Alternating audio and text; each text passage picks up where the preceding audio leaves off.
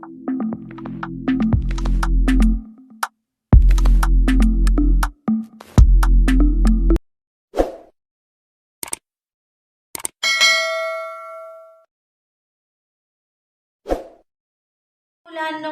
ज्योतिष easy learning channel मध्ये तुम्हा सर्वांचं स्वागत आहे. तर आपण पाहतोय मुलांनो मराठी टू इंग्लिश. तर आपण मराठी 14 खडी इंग्रजीतून पाहतोय.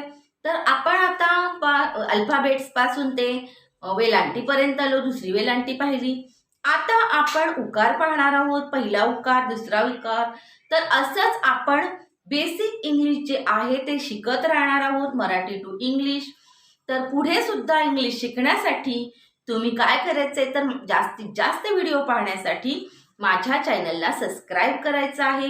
तर तुम्हाला इंग्रजी लिहायला वाचायला खूपच सोपं जाईल आणि तुमचा जो बेस आहे तो पक्का होईल मुलांनो. तर जास्तीत जास्त इंग्लिश चांगलं करण्यासाठी काय करायचंय, सबस्क्राईब करायचंय. तर चला मग करा सबस्क्राईब आणि आपलं इंग्लिश चांगलं करा. तर याच्यामुळे तुम्हाला लिहिणं, वाचणं, टायपिंग करणं, शब्द वाक्य बनवणं खूपच सोपं जाणार आहे मुलांनो. तर तुम्ही हे इंग्लिश पाहत राहा. चला मग आपण बघूया आता आपलं 14 खडी. तर मराठी 14 खडी इंग्रजीतून पाहतोय आपण आणि याची प्लेलिस्ट सुद्धा आहे मुलांनो. अगदी अल्फाबेट्स पासून आपली प्लेलिस्ट आहे. तर तुम्ही ती अवश्य पहा आणि आपलं इंग्लिश चांगला करण्याचा प्रयत्न करा. तर चला मग आता आपण उकार पाहूया मुलांनो. तर आपण पाहिला की वेलांटी कशी असते. तर क प्लस आय. मग आपण पाहिलं आय असतं पहिल्या वेलांटीला. पण आता पाहणार आहोत आपण उकार. तर क प्लस उ, कू होतं आपलं. म्हणजे आपण स्वर वापरत असतो. इंग्रजी 12 खडीमध्ये आपण काय वापरतोय, स्वर वापरतोय. आणि जसा यू वापरला आपण ऊ साठी यू वापरतोय. म्हणजे पहिल्या उकारासाठी आपल्याला यू वापरायचा आहे आणि याला उकारांत शब्द असं म्हणतात. जसं इकार असतो तसा उकार पण असतो. म्हणजे आपण मराठीत याला उकार म्हणतो आणि उकारांत शब्द या नावानं सुद्धा ओळखतो. तर हा साधा ऊ असतो आणि हा मध्ये जो असतो मोठा ऊ तो दुसऱ्या उकाराचा असतो मुलांनो. तर हा आहे पहिल्या उकाराचा ऊ. आणि क प्लस ऊ म्हणजे कू होतो आपला आणि त्यालाच क ला के वापरायचं प्लस यू उकाराचा आणि के यू होतो. म्हणजे कला पहिला उकार कू के यू.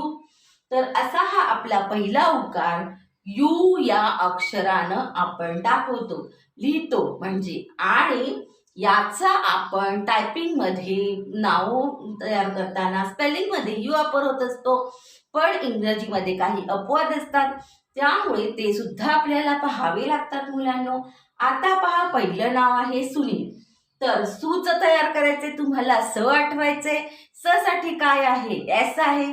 तर एस लिहायचा आपण कॅपिटल लिहायचा. मग लिहिला कॅपिटल आपण एस. यू तर उकारासाठी काय आहे, सला पहिला उकार आहे यू लिहायचा. मग सू झालं एस यू सू. आता नी साठी लिहायचंय. पहिली वेलांटी झाली तुमची. काय लिहायचंय मग आठवा. एन साठी एन, वेलांटी साठी आय एन आय. आता ल साठी आठवा. तर एल आहे. मग एल लिहायचं S U N I L Sunil झालं. तर असं तुम्ही पटापट शब्द बनवायचे आहेत. तर पहा आता खाली सुद्धा स आहे आणि स साठी वापरायचा आहे एस. उकारासाठी काय आहे पहिल्या यू.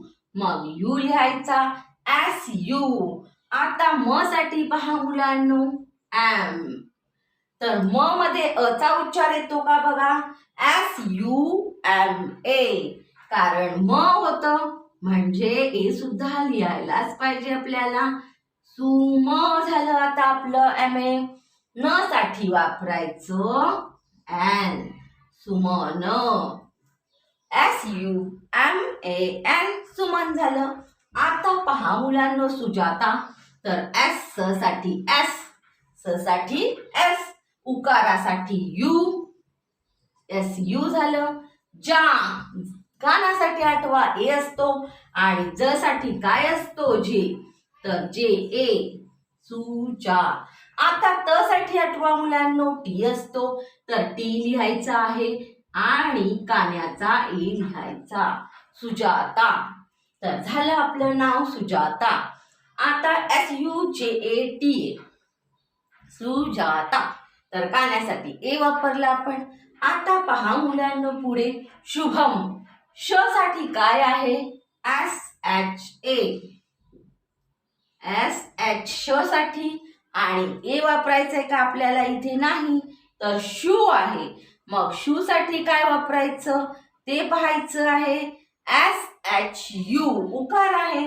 ए वापरतो आपण साधा शब्द असेल तर, पण इथे श ला उकार आहे मग शू आहे, तर काय वापरायचं SHU. श साठी फक्त अर्धा श आहे तर SH वापरलं, आणि उकारासाठी यू वापरला SHU.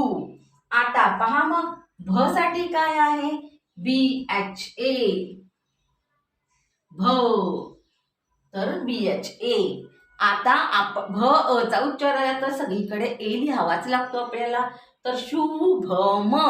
म साठी काय आहे मुलांनो एम आहे, मग एम लिहायचं, शुभम लिहिलं. आता पहा मुलांनो पुढे आहे अरुण. अ साठी काय आहे ए आहे, तर शुभमची स्पेलिंग पाहिली तुम्ही काय तयार झाली SHUBHAM शुभम. तर आता अरुणची लिहायची आहे, तर अ साठी आहे ए, अगदी बरोबर. तर ए लिहिलं. रू, तर र साठी आहे आर, आणि आर आणि उकारासाठी आहे यू, मग आर यू झालं रू आर यू. अरुण न साठी आहे एन, तर एन लिहिला ARUN अरुण. आता पहा मुलांनो पुढे आहे कुसुम. कुसुम साठी आपण काय वापरायचं क साठी वापरायचं के वापरलं. मग आणि उकारासाठी काय वापरायचं यू कू KU कू झालं. आता स साठी बोला एस. उकारासाठी काय वापरायचं यू वापरायचं, तर लिहायचं मग SU. कू साठी झालं KU, सू साठी झालं SU. कुसुम. म साठी आहे एम, मग काय झालं KUSUM कुसुम. तर हे झालं आपला पहिला उकार मुलांनो. पहिल्या उकारासाठी यू वापरायचा आहे, आणि याला मराठीमध्ये आपण उकारांत शब्द सुद्धा बोलतो, उकार बोलतो. तर हा आहे उकार, आणि पहिला उकार यू वापरायचं आहे, आणि सर्व स्पेलिंग आपण तयार केले आहेत.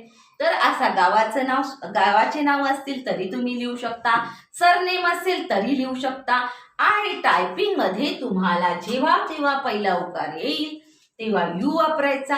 आणि जे पाठ केलेलं आहे ते तुम्ही त्याची प्रॅक्टिस करत राहायचं आहे, चॅटिंग करायची आपल्या मोबाईलवर, आणि काय करायचंय तर प्रॅक्टिस करायची आहे. तर वाक्य बनवण्यासाठी तुम्ही जर प्रॅक्टिस केली तर तुम्हाला ते जास्तीत जास्त आठवेल मुलांनो.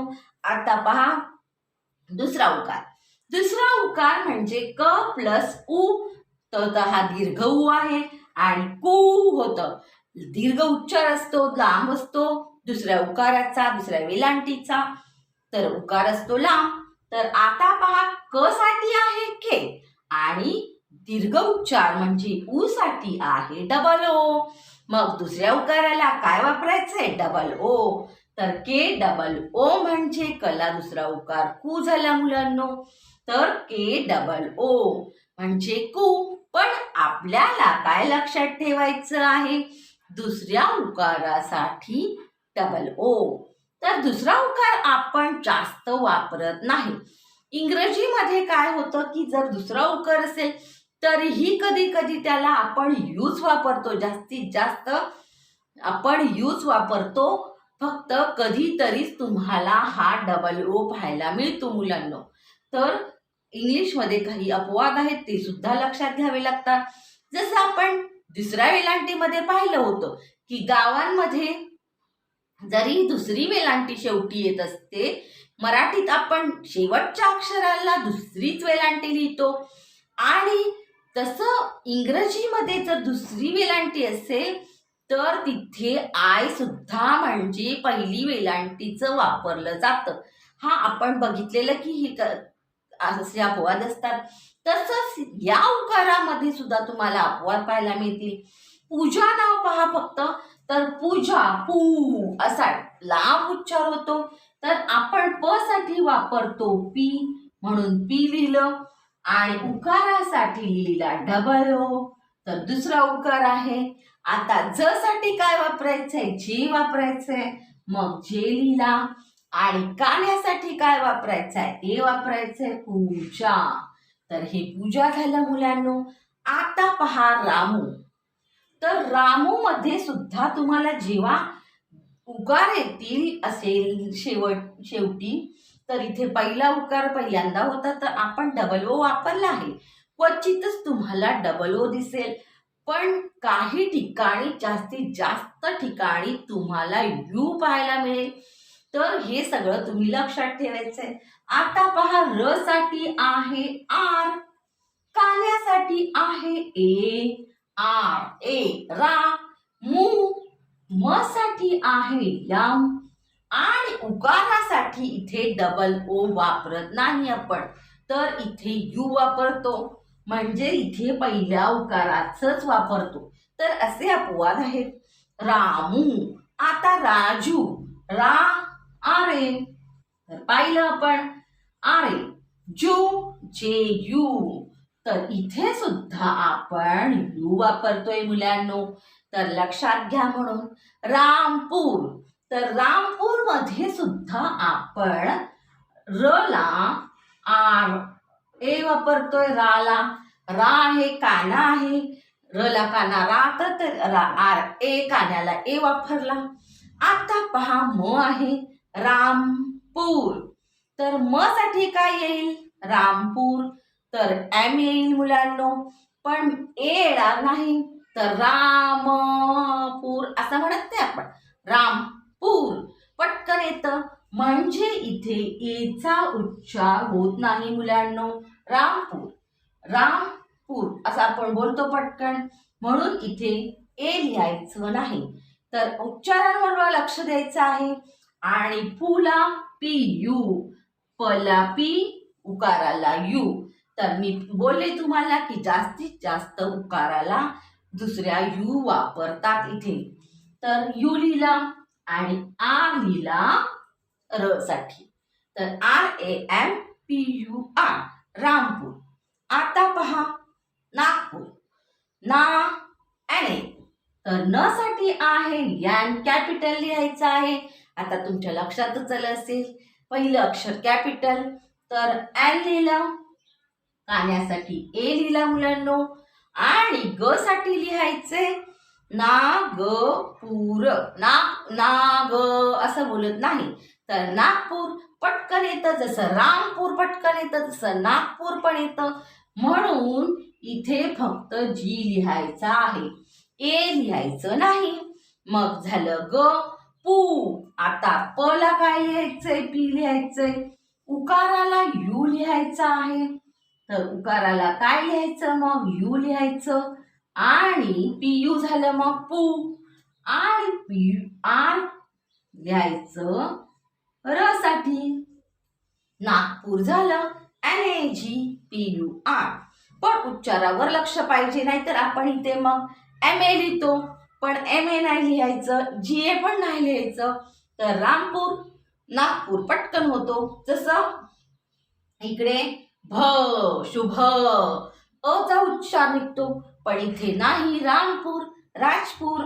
तर राजपूर असं, राजापूर ऐकलं असेल तुम्ही, तर राजापूर याच्यात सुद्धा यूज वापरलं जातं. तर जयपूर, जयपूरमध्ये सुद्धा यू वापरलं जातं. उदयपूर, उदयपूरमध्ये सुद्धा यू वापरलं जातं. म्हणजे तुमच्या लक्षात येईल, जास्तीत जास्त दुसऱ्या उकाराला सुद्धा इथे यू वापरला जातो. तर तुम्ही हे लक्षात घ्यायचे. अपवाद लक्षात घ्यायचे आणि लक्षात ठेवायचे. म्हणजे तुम्हाला जेव्हा गावाची नावं येतील तेव्हा तुम्ही व्यवस्थित लिहू शकाल.